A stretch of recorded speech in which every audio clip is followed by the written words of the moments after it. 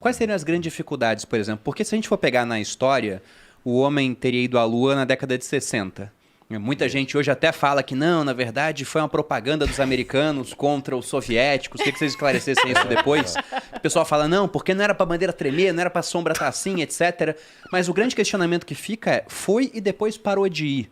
Qual é a grande dificuldade, por exemplo, para ir à Lua, que é muito mais próxima? Na Lua também, E como né? que essa Não tem dificuldade pode necessidade. ficar até exponencialmente maior quando a gente fala de Marte, que está bem mais distante? Então, o negócio da Lua, uma coisa que o pessoal tem que entender, isso é uma das grandes perguntas que fazem quase todo dia, cara. Se nós somos em 1960, por que a gente não voltou? Então você tem que entender o contexto. Lá em 1960, o lance era o seguinte, cara, nós temos que ganhar do inimigo, Sim. entendeu? A União Soviética dos Estados Unidos da União Soviética. Isso fez com que você tivesse grana praticamente infinita. É grana infinita mesmo para cumprir aquele objetivo. Tanto que se você pegar na história, a Apollo 12, depois, quase ninguém mais assistiu o lançamento. A 13, então, foi um fracasso para assistir o lançamento. A 13 só fez sucesso quando os caras iam quase morrer. Aí os Estados Unidos inteiro se comoveu. Depois as outras, acabou a audiência. Por quê? Chegamos. Contexto. Chegou e acabou. Aí Já tinham conquistado, já né? tinham conquistado. Aí o problema é o seguinte, para ir para a Lua é muito caro, você precisa de muita grana. E vamos falar da NASA, né? Que é ela que vai. O pessoal precisa convencer o Congresso americano a liberar essa grana. Sim. Como que você vai convencer hoje o Congresso americano Se não falando assim, o que você vai fazer na Lua? O congressista vai perguntar, o que você vai fazer na Lua? Cara, eu vou lá porque é legal, porque Pegar um pedacinho, é uma fazer ciência e tal. Aí não convencia. Mas, de repente, olha só o que descobriram na Lua. Gelo. Gelo de água. E uma outra coisa muito importante que descobriram, que é o tal do hélio 3, que são duas coisas sensacionais. Isso é muito Aí você vai perguntar, pô, mas por que o gelo de água é importante? Porque a água é H2O. Se você quebrar ele, você tem hidrogênio e oxigênio. Hidrogênio vira combustível de foguete.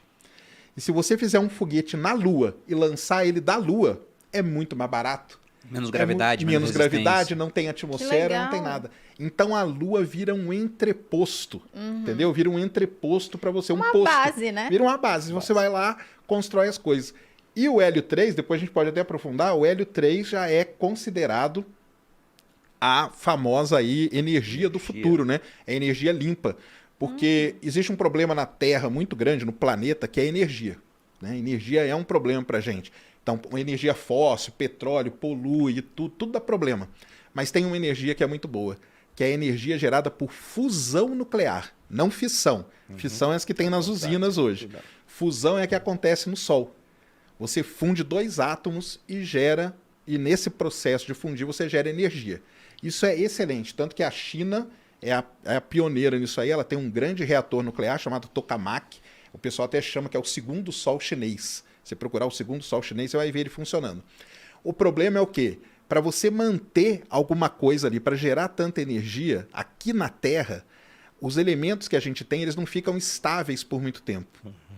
Só que o hélio 3, que tem na Lua muito, e na Terra não tem, vou te explicar por que não tem na Terra, o hélio 3, ele se mantém estável.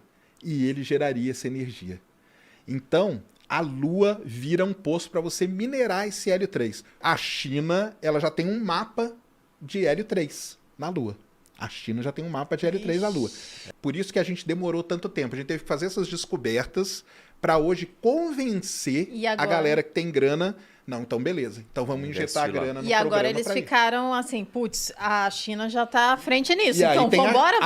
Aí Teve eles uma competição. criaram um inimigo. Agora tem um outro inimigo também na Entendi. história, Faz né? sentido. Então, E você imagina o seguinte, a Lua, com relação à Terra, é relativamente perto aqui. Sim. Certo? É, isso que eu ia falar, em termos de distância, qual seria a Lua é 400 mil quilômetros. e Marte? Marte, quando está mais próximo, é 60 milhões. Depende da posição. Lembra que os São dois ordens de planetas- grandeza muito diferentes. E O os dois negócio é o planetas seguinte- estão orbitando o Sol, né? Então, você vê, você tem que sair na janela correta para ficar mais próximo de Marte. Mesmo assim, vai demorar um tempo considerável para você chegar lá. Você tem todo o sistema que vai ter que sair da órbita da Terra, acelerar, chegar numa certa velocidade, desacelerar para você poder entrar na órbita de Marte, para você não fazer uma hipérbole ali e ir embora por lá. Aí tem todo o procedimento de pouso, que aí vem aquela questão que a gente falou da espaçonave, do foguete pousando. Foguete dando ré. Que não é fácil, não é a mesma atmosfera da Terra, muito mais rarefeita e não tem arrasto para nos ajudar nesse caso, a pousar. Aí você vai chegar lá em condições, não é como pousar aqui, aí o pessoal vai lá te resgatar, vai para o hospital, assim, lá não vai ter nada disso. Então vai ter que montar toda a estrutura para lá. O corpo humano vai ter que resistir, a gente vai ter que ter sistemas muito interessantes. Depois a gente vai ter que voltar, né? Tipo assim, as primeiras missões, espera-se voltar, né? E aí, onde, vamos dizer assim, a porta torce o rabo, porque pô, você vai ter que ter combustível para voltar, você vai ter que se alimentar lá, você vai ter que se alimentar na viagem. É complicado. Pensando até em tempo de viagem, hoje, com as condições que a gente tem em termos de tecnologia, quanto tempo levaria para o homem sair da Terra até Marte, feita a viagem? Assim? Hoje as naves, elas levam em torno de 8 a 9 meses. Tá? As naves que a gente manda aí, as últimas que foram, elas levam em torno de 9 meses. É interessante falar, essa janela aí, ela acontece a cada 26 meses, em média. Então você só pode viajar para Marte a cada 2 anos. Porque é quando está na posição ideal. É uma elipse a órbita, né? A Então órbita tem pontos elipse, mais então você próximos. tem. O que você faz? É igual ao futebol, sabe? Jogar a bola no ponto futuro. Então Marte passou aqui um pouquinho, você manda a nave antes para encontrar com Marte lá na frente. Entendi. Quando Marte está muito longe, no outro lado aqui da órbita, não adianta você mandar, você vai ficar viajando anos até capturar Marte, entendeu? Qual seria a grande vantagem de chegar antes a Marte para, por exemplo, o Elon Musk tá focando lá e não na Lua? Cara, o Elon Musk ele tem essa defesa dele, que é de fazer... O que o Elon Musk fala em toda a apresentação dele? Você pode pegar qualquer homem, pega a última, aí ele começa sempre do mesmo jeito. Imagina, existe um negócio nessa coisa de vida, que é em algum momento a vida pode ser destruída. Já aconteceu aqui na Terra 5 vezes, 5 extinções em massa, a última dos dinossauros. Sim. Será que não... Isso é o que o Elon Musk fala na palestra dele, tá? Será que não vai acontecer de novo?